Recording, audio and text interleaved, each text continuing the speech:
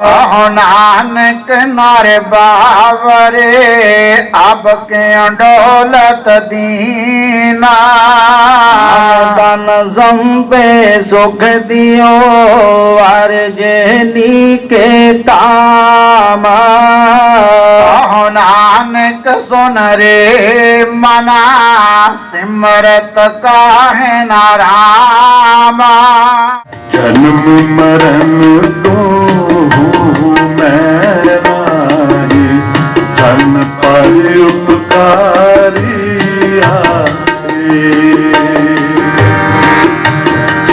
धान दे भक्ति लायन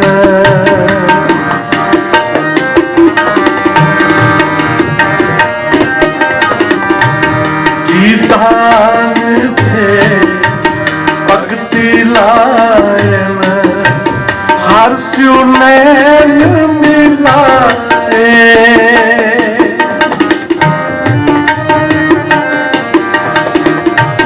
हर स्यु नैन मिलाए हर स्यु नैन मिलाए हर स्यु नैन मिलाए। जन्म मरण तो मैं नाही जन पर उपकारी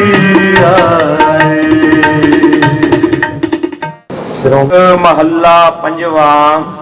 दुरत गवाया हर प्रभ आपे सब संसार उबारिया पार ब्रह्म प्रभ कृपा धारी अपना बिरद समारिया।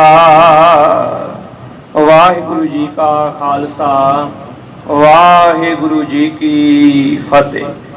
जुगो जुग अटल दसां पातशाहियां दे आत्म स्वरूप सतगुरु धन धन श्री गुरु ग्रंथ साहिब सच्चे पातशाह जी दे पवित्र चरना कमलां दे विच बड़ी प्रेमा भावनी शरधा दे नाल सचखंड श्री हरमंदर साहिब जी कुल संसार दी रूहानीयत दे केंद्री अस्थान सिੱਖੀ दी राजधानी विखे गुरुद्वारा श्री मंजी साहिब दीवान हाल जी विखे सतगुरु जी दे परम प्यारे श्रोमणी संत श्रोमणी भगत कबीर साहिब जी महाराज जी दे पावन प्रकाश पुरब नूं आगमन दिहाड़े नूं समर्पित हो के जिन्ने भी गुरसिख माई भाई आप जी जुड़े हो सर्वप्रथम आप सारियां गुरु नानक नाम लेवा सिख संगतां नूं भगत कबीर जी दे आगमन दिहाड़े दियां बेअंत बेअंत वधाइयां होण जी।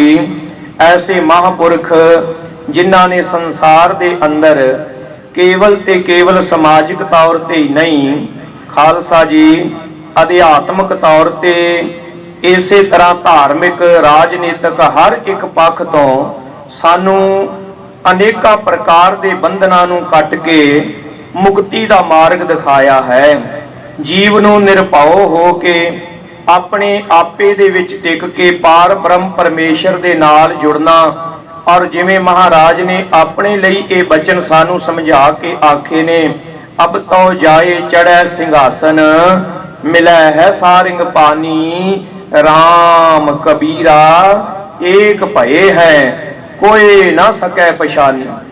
इस तरह ऐसे महापुरखों का पावन आगमन साध संगत जी जो ईसवी सन के अनुसार 1398 ते बिक्रमी संमत के मुताबक 1455 दे विच साध संगत जी जेठ के महीने की पुण्या वाले दिन सतगुरु महाराज जी दे ऐसे परम प्यारे स्वरूप कबीर साहब जी क्योंकि उन्हां महापुरखों दे विच भेद कोई नहीं उन्हां दी जोत एक है।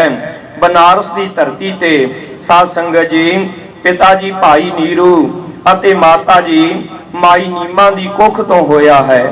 आप जी ने बचपन तो लै करके ही जिवें सतगुरां दे बचन हन साध पठाए आप हर हम तुम ते ना ही दूर।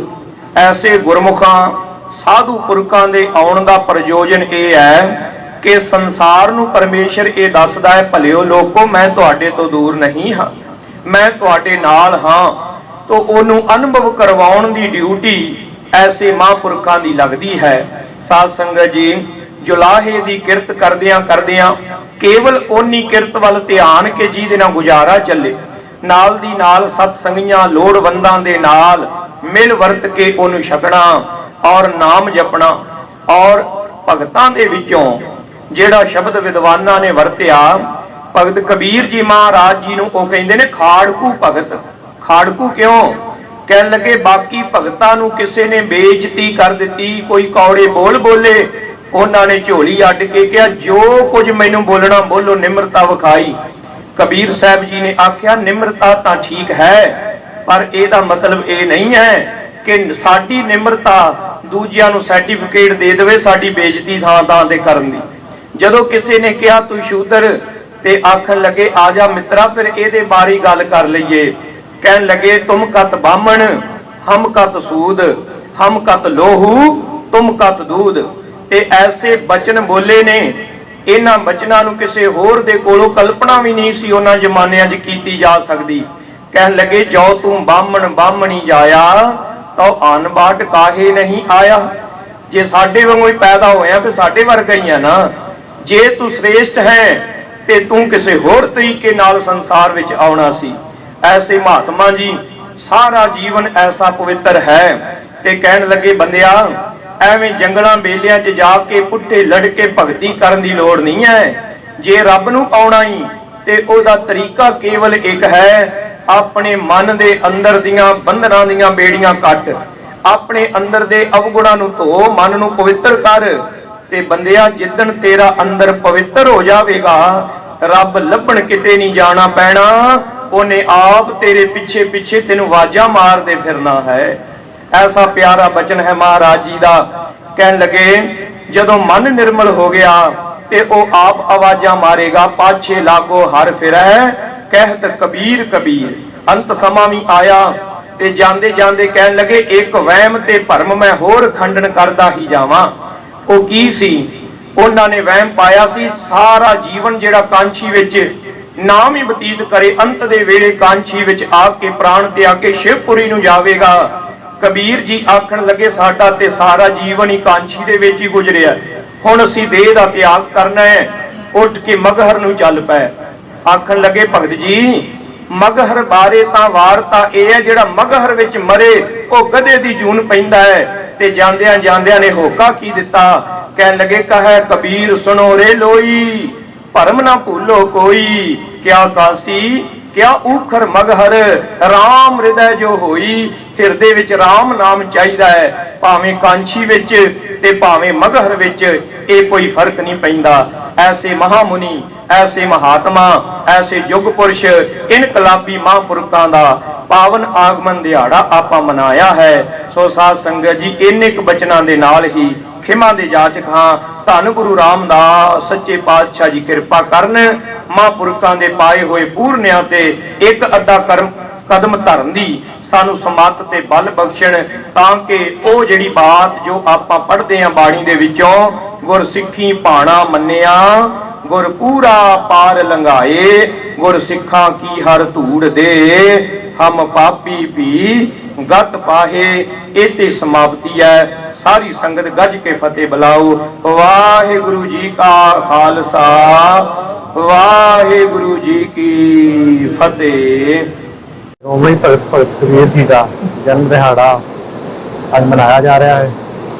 ਇਸ ਸੰਬੰਧ ਵਿੱਚ ਸ਼੍ਰੋਮਣੀ ਗੁਰਦੁਆਰਾ ਪ੍ਰਬੰਧਕ ਕਮੇਟੀ ਵੱਲੋਂ ਸੱਚਖੰਡ ਸ੍ਰੀ ਹਰਿਮੰਦਰ ਸਾਹਿਬ ਨਾਲ ਸੰਬੰਧਿਤ ਗੁਰਦੁਆਰਾ ਮੰਜੀ ਸਾਹਿਬ ਦੋਹਾਨ ਹਾਲ ਵਿਖੇ ਪਰਸੋਂ ਰੋਜ਼ ਤੋਂ ਸ੍ਰੀ ਅਖੰਡ ਪਾਠ ਸਾਹਿਬ ਆਰੰਭ ਕਰਵਾਏ ਗਏ ਸਨ, ਜਿਨ੍ਹਾਂ ਦੇ ਅੱਜ ਸੰਪੂਰਨਤਾ ਸਾਹਿਬ ਦੇ ਭੋਗ ਪਏ ਹਨ।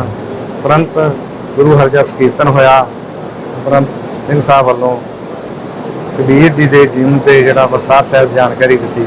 ਹੁਣ ਸੰਗਤਾਂ ਨੂੰ ਬੇਨਤੀ ਹੈ ਕਿ ਕਬੀਰ ਜੀ ਦੇ ਜੀਵਨ ਤੋਂ ਸਿੱਖਿਆ ਲੈ ਕੇ, ਸੇਧ ਲੈ ਕੇ ਆਪਣਾ ਜੀਵਨ ਨੂੰ ਸਫਲ ਕਰੋ ਤੇ ਗੁਰੂ ਘਰ ਦੀਆਂ ਖੁਸ਼ੀਆਂ ਪ੍ਰਾਪਤ ਕਰੋ। ਵਾਹਿਗੁਰੂ ਜੀ ਕਾ ਖਾਲਸਾ, ਵਾਹਿਗੁਰੂ ਜੀ